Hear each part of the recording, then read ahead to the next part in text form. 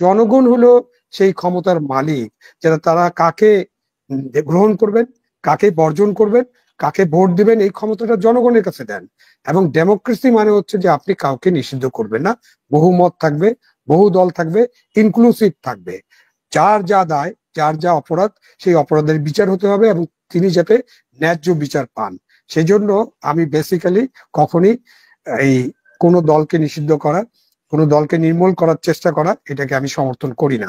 উনি একজন গণকর্মচারী, উনি বেতনভুক্ত একজন গণকর্মচারী, উনি সেক্রেটারি অথবা কারো স্টেটাসে বেতন ভাতা পান।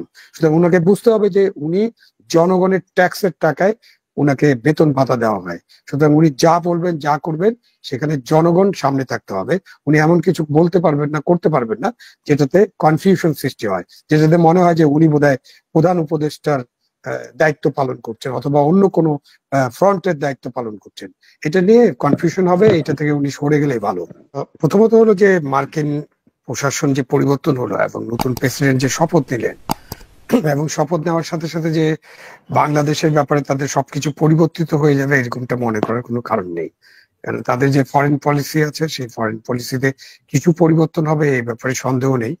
যে তাদের একটা জিনিস হচ্ছে যে ডিপ স্টেট থিওরি, যেটা সেখানে ট্রাম্পের উৎসাহ নেই এবং উনি সেখানে কিছু পরিবর্তন আনবেন। কিন্তু কোনো বয়ান আমি বিশ্বাস করি না। নিশ্চয়ই কিছু পরিবর্তন হবে এবং সেই পরিবর্তনের কারণে বাংলাদেশের সাথে মার্কিন যুক্তরাষ্ট্রের যে সম্পর্ক, সেই সম্পর্ক যে টানাপোড়েন সৃষ্টি হয়েছিল অতীতে, সেই টানাপোড়েন সৃষ্টি হবে এরকমটা মনে হয় না। তবে তো মার্কিন যুক্তরাষ্ট্র, তাদের তো বিশ্বব্যাপী একটা ফরেন পলিসি আছে এবং বিশ্বব্যাপী তারা কি চান সেটা তো তারা পার্সু করার চেষ্টা করবেন, এই ব্যাপারে কোনো সন্দেহ নেই। আহ সুতরাং এক্ষুনি মানে দুদিন হয়নি, একদিন হলো, এখনই বলা সম্ভব না যে ট্রাম্পের কারণে আমাদের সরকারের সাথে ট্রাম্প প্রশাসনের কি ধরনের অসুবিধার সৃষ্টি হতে পারে। একটা জিনিস অনেকে মনে করেন যে যেহেতু আমাদের যে বর্তমান প্রধান উপদেষ্টা তিনি ডেমোক্রেটিক দলের শুভাকাঙ্ক্ষী ছিলেন, হিলারি ক্লিন্টনের সাথে তার বন্ধুত্বপূর্ণ সম্পর্ক ছিল এবং ডেমোক্রেটিক পার্টিকে তিনি গত নির্বাচনে, যে নির্বাচনে ট্রাম্প এবং হিলারি ক্লিন্টন প্রতিদ্বন্দ্বিতা করছিলেন, তখন তিনি অনেক চাঁদা প্রদান করেছিলেন, এই কারণে ডেমোক্রেটদের সাথে তার একটা ভালো সম্পর্ক ছিল। এটা রিপাবলিকান প্রেসিডেন্ট ট্রাম্প হয়তো ওই জিনিসটাকে মনে রাখতে পারে, মনে রেখেছে, এবং এরকম একটা কথাও শোনা যায় যে তিনি জিজ্ঞাসাও করেছিলেন একসময় সংবাদ সম্মেলনে। বাট এই আমেরিকার যে পুরো পলিসিটা, সেই পলিসিটা তো তৈরি করা হয় একেবারে পরীক্ষা নিরীক্ষা করে, আলাপ আলোচনা করে, এবং তাদের পলিসি তৈরি করার সময় তারা নিশ্চয়ই ব্যক্তিগত সম্পর্ক বা ব্যক্তিগত হিসাব নিকাশ এটাকে তারা বিবেচনা করবেন না, এটা আমরা ধরে নিতে পারি। তারপরেও আমি দেখি, আমরা অপেক্ষা করি যে কি ধরনের পরিবর্তন আসে। মনির ভাই যেটা বলেছেন যে তার যে আস্থা আছে আপনার ইয়ার প্রতি, ডক্টর ইউনূসের প্রতি, এটা জনগণেরও আস্থা আছে, আমাদেরও আস্থা আছে। আপনি যে প্রশ্নটা করেছিলেন সেটা সরাসরি কোনো উত্তর মনির ভাই দেয়নি, আমি সেখানে একটু যেতে চাই। আপনি জিজ্ঞেস করেছিলেন যে প্রেস সেক্রেটারি এরকম বলতে কথা পারে বলতে পারে কিনা। Very important agenda. প্রেস সেক্রেটারির কাজ হচ্ছে প্রেসকে ব্রিফ অন্তর্বর্তীকালীন করা। সরকারও বলতে পারে কিনা সেটা। অন্তর্বর্তীকালীন না, সেটা পরে আসি। প্রেস সেক্রেটারির কাজ হচ্ছে অন্তর্বর্তীকালীন সরকার অথবা যেহেতু প্রধান উপদেষ্টা প্রেস সেক্রেটারি, প্রধান উপদেষ্টার যেসব মিটিং করবেন বা যেসব আলোচনা করবেন বা যে জিনিসটা প্রেসকে রিলিজ করতে চান সেগুলো তুলে ধরা।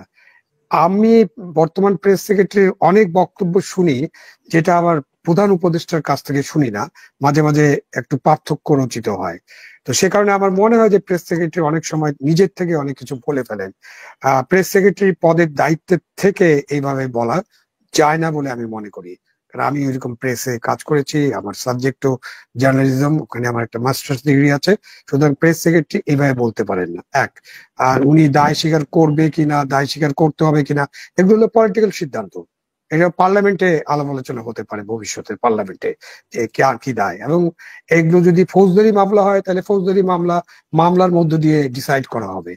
একটা মুদ্রা কথা আমি বিশ্বাস করি, বেসিক, সেটা হলো যে কোনো নির্মূল করার রাজনীতি অথবা নিষিদ্ধ করার রাজনীতি, এইটার কোনো ফলাফল ভালো হয় না। যেটা মনিরুল হক চৌধুরী ভাই একটু আগেই জামাতের উদাহরণটা দিয়েছেন, যে জামাতকে নিষিদ্ধ করা হয়েছিল একবার স্বাধীনতার পর, আবার জামাতকে নিষিদ্ধ করা হয়েছিল বিগত সময়ে। কিন্তু জামাতকে নিষিদ্ধ করে তো কি হয়েছে আমরা সবাই জানি। মুসলিম লীগ নামে একটা দল ছিল, যেটা আছে এখনো, কাগজে আছে যে সেই দলটা কিন্তু পাকিস্তান সৃষ্টির জন্য যে আন্দোলন হয়েছিল বা যে আলাপ আলোচনা হয়েছিল, যে নেগোসিয়েশন হয়েছিল, সেখানে সেই দলটার অনেক বড় ভূমিকা ছিল। 48-এর পরে 52-র ভাষা আন্দোলন এবং 54 নির্বাচনের মধ্য দিয়েই মুসলিম লীগের পরাজয় শুরু হয় এবং ফাইনালি মুসলিম লীগ নামে সেই দলটা কিন্তু এখন নাই। কিভাবে নাই হয়ে গেল? মুসলিম লীগকে কেউ নিষিদ্ধ করে নেই। মুসলিম লীগের যে পলিসি, যে আদর্শ অথবা তাদের যে ঘোষণা, তাদের যে গঠনতন্ত্র, এটা মানুষ একসেপ্ট করে না, জনগণ এটা একসেপ্ট করে না। সুতরাং জনগণ হলো সেই ক্ষমতার মালিক, যারা তারা কাকে গ্রহণ করবেন, কাকে বর্জন করবেন, কাকে ভোট দিবেন, এই ক্ষমতাটা জনগণের কাছে দেন। এবং ডেমোক্রেসি মানে হচ্ছে যে আপনি কাউকে নিষিদ্ধ করবেন না, বহুমত থাকবে, বহু দল থাকবে, ইনক্লুসিভ থাকবে। যার যা দায়, যার যা অপরাধ, সেই অপরাধের বিচার হতে হবে এবং তিনি যাতে ন্যায্য বিচার পান। সেই জন্য আমি বেসিক্যালি কখনই এই কোনো দলকে নিষিদ্ধ করা, কোনো দলকে নির্মূল করার চেষ্টা করা, এটাকে আমি সমর্থন করি না। যেমন আমি বিচার বহির্ভূত হত্যাকাণ্ড একেবারেই সমর্থন করি না। সুতরাং কতগুলো জিনিস আছে, আপনাকে বেসিক প্রিন্সিপাল গুলো ঠিক করতে হবে। প্রেস সচিব কেন এটা বলেছেন, কি কারণে বলেছেন, এটা প্রেস সচিবের কাছে ব্যাখ্যা চাইলে ভালো হতো। বাট এইটা বলার দায়িত্ব বা দায় বা এটা বলার জন্য তিনি প্রেস সচিব নন।